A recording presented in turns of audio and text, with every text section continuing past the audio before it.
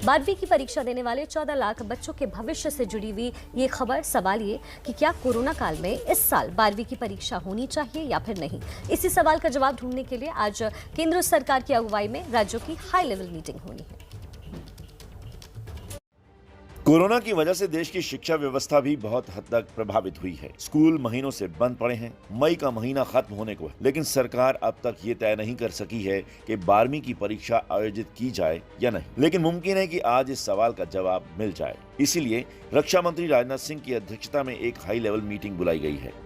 Meeting में केंद्रीय शिक्षा मंत्री रमेश पोखरियाल निशंक, केंद्रीय मंत्री स्मृति ईरानी, प्रकाश जावड़ेकर के अलावा सभी राज्यों और केंद्र शासित प्रदेशों के शिक्षा मंत्री और शिक्षा सचिव शामिल होंगे। परीक्षा का आयोजन कराने वाले बोर्ड के अध्यक्ष और परीक्षा नियंत्रण से जुड़ी अन्य संस्थाओं के अधिकारी मौजूद रहेंगे।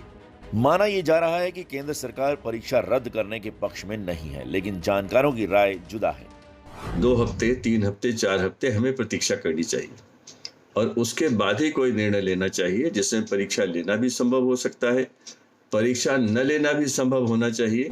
ज्यादातर बच्चे भी परीक्षा रद्द करने के पक्ष में हैं। मेरे हिसाब से या तो परीक्षा को स्थगित करके 15 से 20 जुलाई के आसपास लेना चाहिए, या तो उसको रद्द कर देना चाहिए और बच्चों को 10वीं की तरह ही इंटरनल बेसिस पर नंबर दिया जाना चाहिए। बैठक सुबह 11:30 बजे है और मुमकिन है कि आज 12वीं की बोर्ड परीक्षा को लेकर सरकार किसी ठोस नतीजे पर पहुंचे।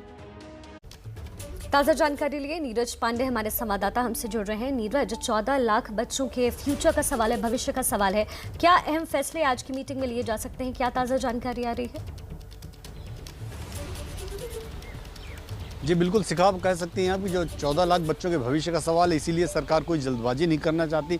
सरकार सभी राज्यों के साथ कंसर्न करना चाहती है, उनसे बात करना चाहती है और एक फार्मूले पर पहुंचना चाहती है कि क्या फार्मूला हो इन बच्चों के भविष्य का, क्योंकि परीक्षा भी उतनी ही इम्पॉर्टेंट है और बच्चों का भविष्य और उनका स्वास्थ्य भी उतना ही इम्पॉर्टेंट है। और यही कारण है कि केंद्र सरकार के जो 4 प्रमुख मंत्री हैं, जो कहीं ना कहीं शिक्षा विभाग से भी जुड़े रहे हैं, चाहे राजनाथ सिंह हो, उत्तर प्रदेश सरकार में वो शिक्षा मंत्री रहे हैं, स्मृति ईरानी इससे पहले एचआरडी मंत्री रही हैं, प्रकाश जावड़ेकर भी पिछली मोदी सरकार में एचआरडी मंत्री रह चुके हैं और खुद एचआरडी मंत्री रमेश पोखरियाल निशंक, ये 4 लोगों की जो टीम है, ये आज राज्यों के जो शिक्षा मंत्री हैं, शिक्षा सचिव हैं, सभी जो बोर्ड हैं, चाहे वो राज्य के बोर्ड हों, चाहे केंद्रीय बोर्ड हों, सीबीएसई, आईसीएसई और राज्यों के जो बोर्ड, इन सब के जो प्रमुख अधिकारी हैं, यानी कि जो चेयरपर्सन हैं, जो सेक्रेटरी हैं, वो भी इस बैठक में रहने वाले हैं। इसके अलावा एनटीए के जो चेयरपर्सन हैं, वो भी इसमें रहने वाले हैं।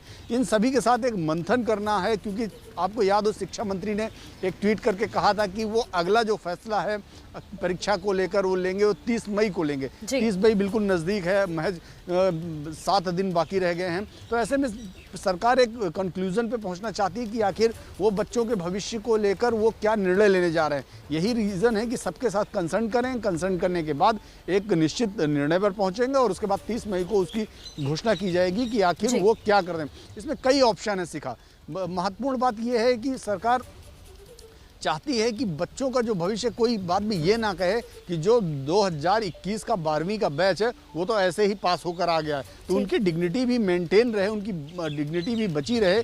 इसके लिए सरकार बीच का रास्ता निकालना चाहती है। इसलिए कई महत्वपूर्ण ऑप्शन है। एक ऑप्शन ये भी माना जा रहा है कि शायद परीक्षा को कुछ दिनों के लिए भी टाल दिया जाए और स्थितियां सही होने पर फिर से परीक्षाएं कराई जाए। एक स्थिति ये भी है कि चूंकि जब पढ़ाई ऑनलाइन हो सकती है तो क्यों ना परीक्षा ऑनलाइन करा लिया जाए। और जो तीसरी जो सबसे बड़ी स्थिति बनती है वो ये कि जैसे 10वीं की परीक्षा में आपने बच्चों को प्रमोट करके 11वीं के लिए आपने उन्हें एलिजिबल कर दिया, उसी तरह आप 12वीं का भी इंटरनल असेसमेंट करके उन्हें पास कर दें, उन्हें आगे के लिए प्रमोट कर दें। तो ये 3-4 बड़े इंपॉर्टेंट ऑप्शन हैं, लेकिन ये तभी फैसला हो सकता है जब राज्यों के जो सभी शिक्षा मंत्री हैं उनसे बात की जाएगी, उनसे राय ली जाएगी और उस मशवरे पे जो कॉमन एक बात निकल कर सामने आएगी उसी पर फैसला लेगी सरकार। जी नीरज, बहुत अहम मुद्दों पर बात कर रहे हैं आप। 12वीं की परीक्षा होगी या नहीं, इसको लेकर के उच्च स्तरीय बैठक भी आज हो रही है।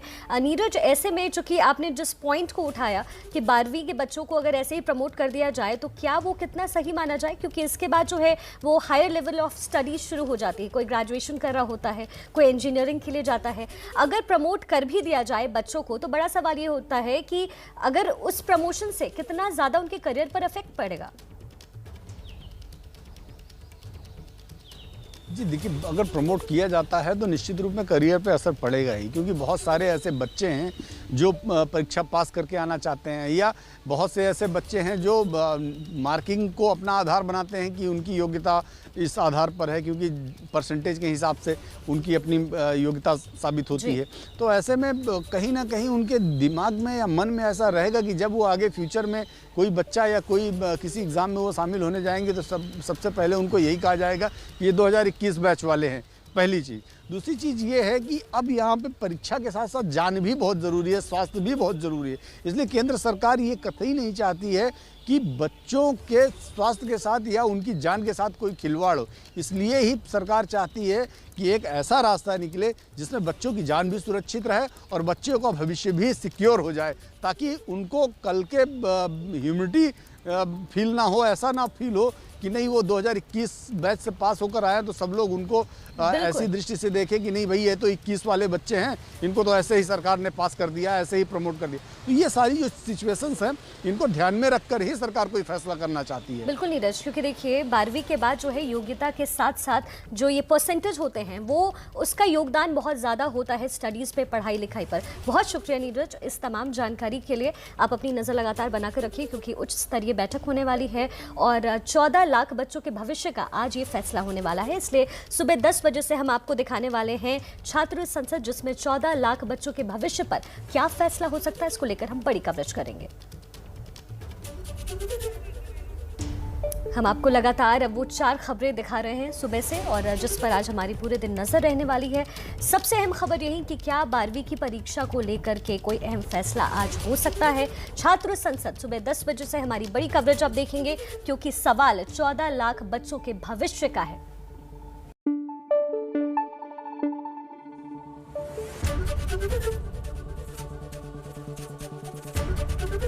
एबीपी न्यूज आपको रखे आगे।